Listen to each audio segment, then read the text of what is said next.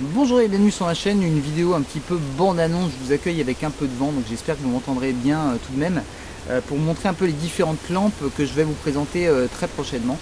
On va avoir de la Nightcore, on va avoir de la Ferret, on va avoir de la Phoenix. Je commence par Ferret parce que Ferret c'est une marque qu'on n'a plus beaucoup entendu parler, en tout cas dans mes revues, simplement parce que la marque n'a pas énormément évolué depuis la HL20 et la HL40.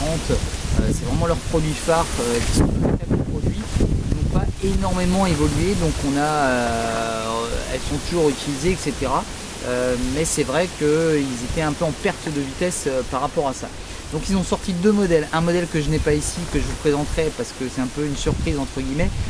Au niveau du design, comment dire, c'est un petit peu comme si c'était un designer russe des années 80 qui l'avait créé. Cette lampe, elle est absolument pas belle, mais elle est assez intéressante parce qu'elle fonctionne particulièrement bien. Un autre produit que propose la marque, ça va être cette lampe dont le nom m'échappe. Alors je vais essayer de la retrouver. C'est la HL quelque chose forcément, et je ne sais pas. Écoutez, bon, on le verra dans la revue. En tout cas, une HL55, un truc comme ça, je ne sais plus. Alors ouais, c'est bien, ils n'ont pas mis le nom du produit sur leur packaging. C'est vraiment un peu couillon ça. Mais enfin voilà. Une lampe, en tout cas, qui va être un petit peu particulière. C'est une grosse lampe frontale, mais qui va vraiment être destinée plutôt à des usages un peu spécifiques comme le vélo, la spéléo, etc.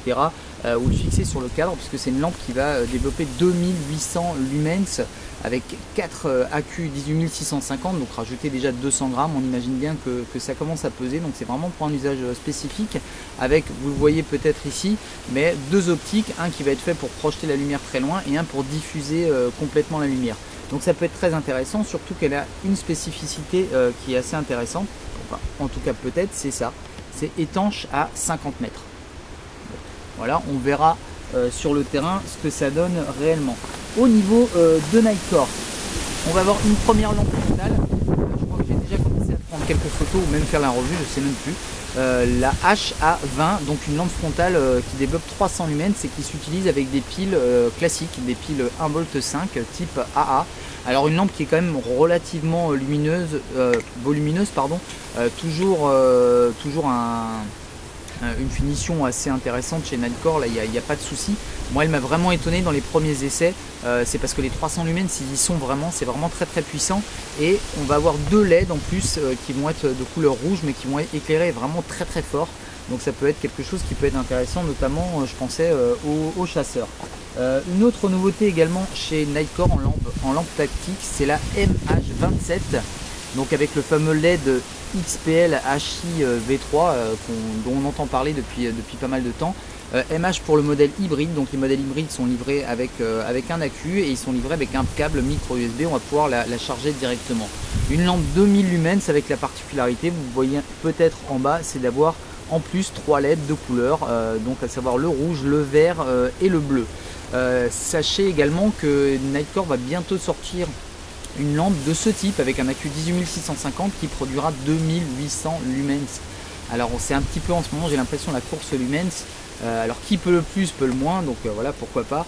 C'est vrai qu'on aura un encombrement minimum pour beaucoup de puissance. Là c'est une lampe qui va être annoncée, celle-ci, pour 462 mètres, donc évidemment on fera le test ensemble. Le retour aussi produit de certains autres éléments de cette marque auxquels j'ai été un tout petit peu déçu par rapport à la fiabilité, je vous en parle de temps en temps, mais certaines lampes de Nightcore ont un défaut, j'ai l'impression, de fabrication, notamment au niveau de l'électronique.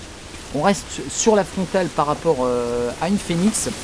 Alors enfin, je dirais HL60R, une lampe rechargeable, pareil, en USB. Donc une lampe qui va pouvoir être éventuellement intéressante dans certains cas.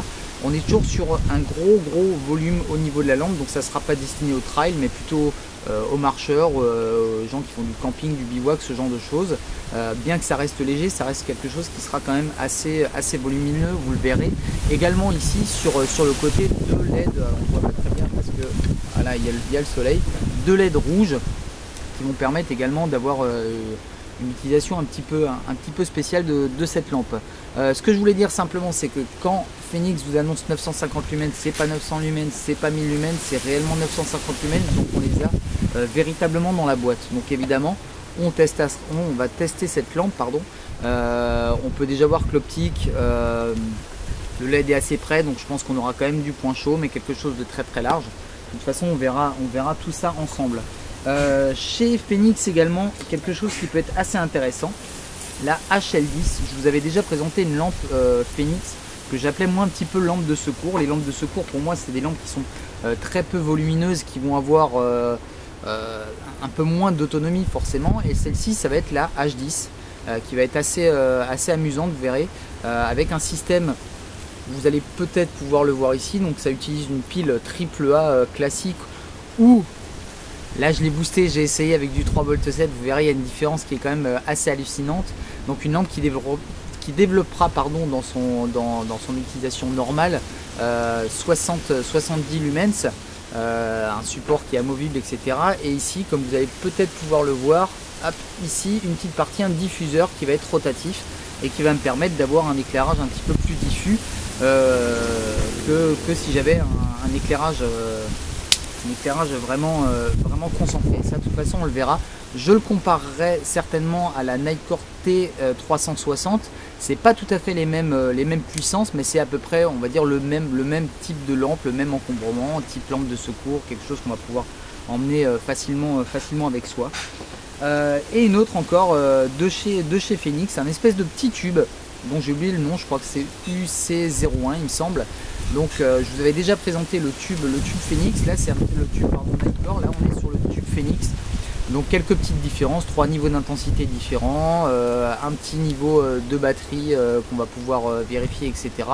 On est sur un encombrement évidemment minimum. On verra, on fera le comparatif, je l'ai déjà fait avec le tube Nikkor, je ne vous en parle pas tout de suite, mais on voit vraiment il y a une grosse différence, donc ça sera vraiment, si vous cherchez un objet de ce type, à vous de faire vraiment la distinction entre les deux et de choisir le meilleur produit pour vous. Et évidemment celle-là, on va lui péter la gueule, on va faire exactement pareil, les mêmes tests de chute, d'immersion, etc.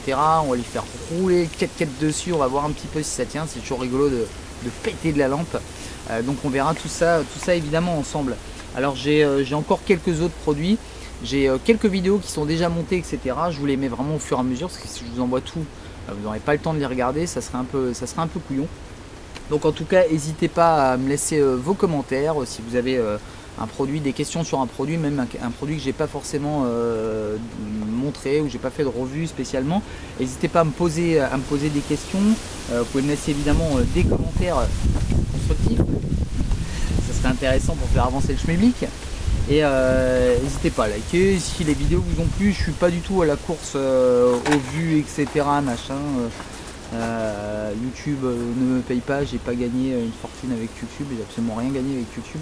Je fais vraiment ça par passion et pour vous, pour pouvoir faire partager un petit peu les petites choses que j'aime. Ça prend du temps de faire des vidéos, ça prend du temps de faire du montage, donc c'est toujours sympa de pouvoir partager, parce que moi j'aime bien aussi regarder les vidéos d'autres personnes et puis de pouvoir découvrir du matériel et savoir ce que vraiment pensent les personnes et pas les marques. J'essaye d'être vraiment à chaque fois le plus constructif possible. S'il y a vraiment du matos que j'aime pas, je vous le présente pas, je vous en parle même pas, parce que voilà. Après je vous dis vraiment ce que je pense du matériel, j'essaye d'être constructif également, je vous dis quand un truc me paraît pas terrible ou moins bien, etc. Les photos c'est pareil, je me casse vraiment le cul à les faire, je vous assure, pour vraiment que ça rende vraiment la réalité. Si vous faites de la photo, vous savez que la photo de nuit c'est assez délicat, suivant l'éclairage qu'on peut avoir, s'il y a la pleine lune, etc. Donc j'essaye vraiment de faire à chaque fois une série de photos et de prendre vraiment celles qui correspondent le mieux à ce que je vois réellement devant mes yeux. Donc voilà, je vous dis à très bientôt pour toutes ces revues qui seront évidemment détaillées. On va faire beaucoup de comparatifs, je vais vraiment comparer les frontales avec les frontales, etc. On aura du comparatif, c'est ce qui fonctionne le mieux et ce qui vous permet à vous de voir réellement le produit dans son fonctionnement, et vous aurez évidemment mes commentaires perso. Je vous dis à très bientôt, c'était Chris Air Jones, bye bye.